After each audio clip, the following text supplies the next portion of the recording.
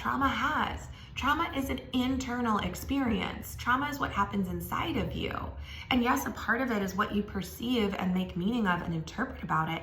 But a lot of times it is like intense activation of your nervous system to where you feel so panicked and helpless and powerless and uncomfortable and terrified and violated that then your nervous system is just in this chronic state of stress, whether hyper or hypoarousal.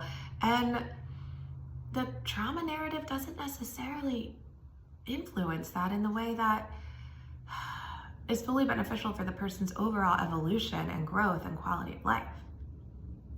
So what I've come to experience, because we learn the most and change the most through experience, is that you don't need to remember your trauma. You don't need to remember all the details, and you don't need to repeat it to anybody. You need to I use this image of the spiral. You're at this point and you're just going around and you're kind of repeating things and you're reliving it, and it's kind of like, okay, it's the same, but maybe it's a little bit better this time because you're expanding and you're evolving and you're growing.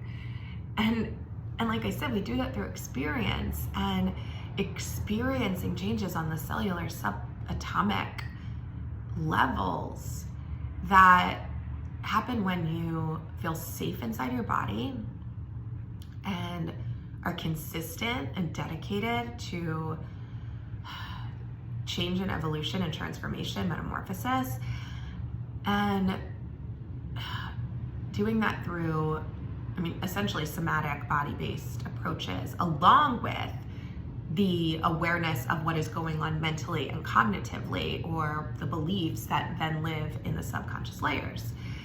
And so there's so many different approaches to doing that somatic integrative work with your mental mind. And I say this again because if you've been involved in traditional talk therapy, I'm not telling you to leave that.